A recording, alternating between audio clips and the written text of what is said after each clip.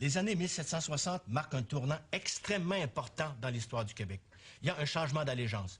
Les Canadiens passent d'une autorité française à une autorité anglaise. Mais il y a beaucoup plus que ça.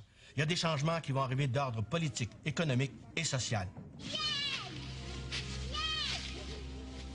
Tous les historiens n'interprètent pas de la même façon les conséquences de la conquête. Il y a certes une opposition entre l'interprétation des historiens francophones et des historiens anglophones. Mais même chez les francophones, il y a aussi des divergences. La conquête, ni un commencement, ni un tournant décisif. Ceux qui n'ont pas renoncé aux légendes de leur enfance croient encore que la conquête fut un bienfait. Les 3 premières années qui suivent la conquête portent le nom de régime militaire. Comme on ne sait pas trop si le territoire va rester anglais ou va être rendu à la France, les envahisseurs ont ordre de ne pas se faire trop envahissants.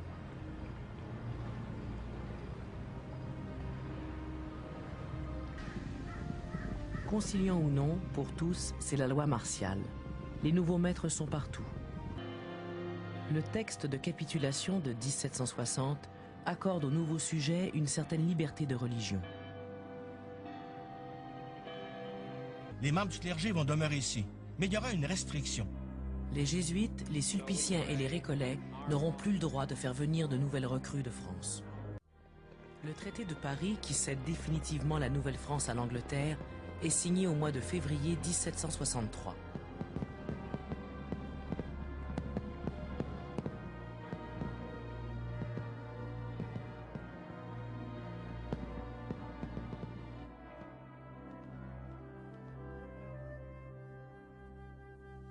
Dans le texte du traité, les Canadiens et les Français ont 18 mois pour choisir s'ils demeurent ici ou s'ils retournent en France. Passé cette date, ils seront considérés comme sujets du roi d'Angleterre et les contacts avec la France seront interdits.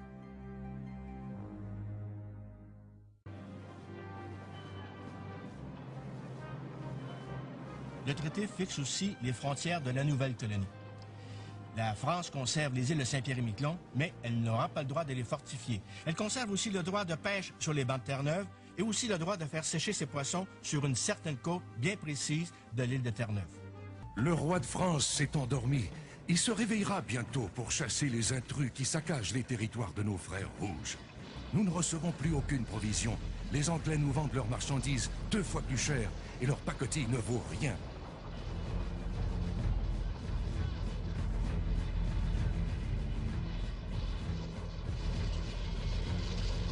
Frappons-les pendant qu'ils sont peu nombreux. Pontiac, de son vrai nom Obuondiag, celui qui peut arrêter l'ennemi.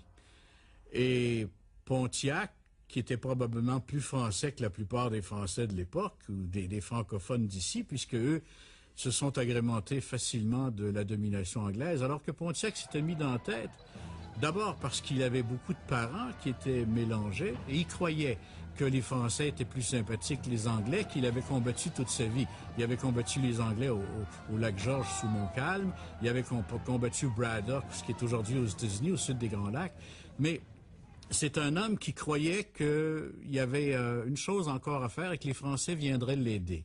Il a réussi à réunir à peu près, et on dit 20 nations, mais moi j'ai calculé 32 nations, pour essayer de bouter dehors les Anglais en attaquant presque simultanément tous les forts des Grands Lacs. Le premier poste dont les Outaouais veulent s'emparer, c'est celui de Détroit. Par une trahison, le commandant de la place apprend que Pontiac et ses hommes veulent entrer dans le fort sous prétexte d'une visite officielle avec des armes cachées sous leurs habits. Ils ne le feront pas, ils devront se contenter de massacrer l'équipage d'un bateau. Les autorités anglaises vont songer à utiliser une arme bactériologique. Au mois de juillet 1763, le général Amherst écrit au colonel Bouquet, qui est un Suisse mercenaire au service des Anglais. N'y aurait-il pas moyen de communiquer la petite vérole aux tribus indiennes mécontentes? Nous devons utiliser tous les moyens à notre disposition pour les anéantir. L'officier Bouquet lui répond: Je vais essayer de la répandre grâce à des couvertures que nous trouverons le moyen de leur faire parvenir.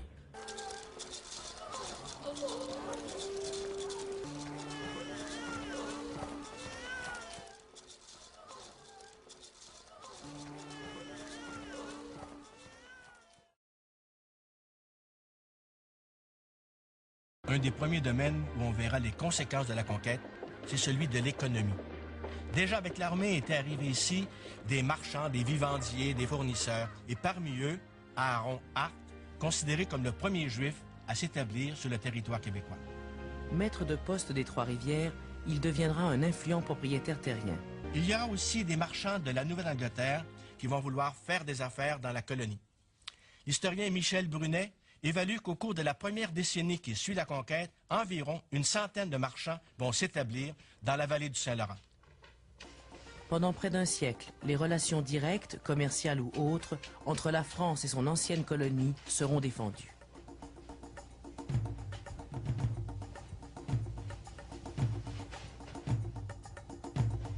Une autre conséquence de la conquête, c'est l'impossibilité pour un Canadien catholique de devenir un employé du gouvernement. La raison? Le serment du test.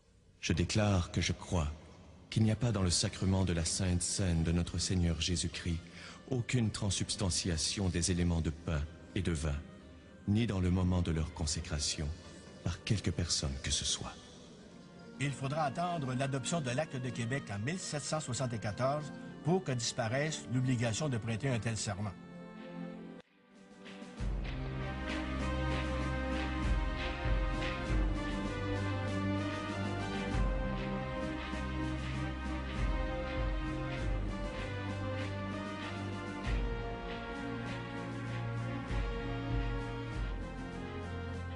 On peut se demander comment, pendant ce temps, évoluent les 13 colonies. À ce moment-là, va naître, se développer l'idée de l'indépendance. Et pour tâcher de mater cette idée-là, l'Angleterre va adopter 5 lois qui sont des lois intolérables, entre autres la fermeture du port de Boston. Et la 5e de ces lois-là sera l'Acte de Québec. L'Acte de Québec, c'est une loi qui va donner à la colonie une nouvelle constitution. On l'appelle l'Acte de Québec tout simplement parce que depuis 1763, le territoire s'appelle The Province of Quebec. On va aussi changer l'orientation de la tolérance face à la religion catholique. On avait dit auparavant, en autant que le permettent les lois de la Grande-Bretagne, or celles-ci ne permettent à peu près rien.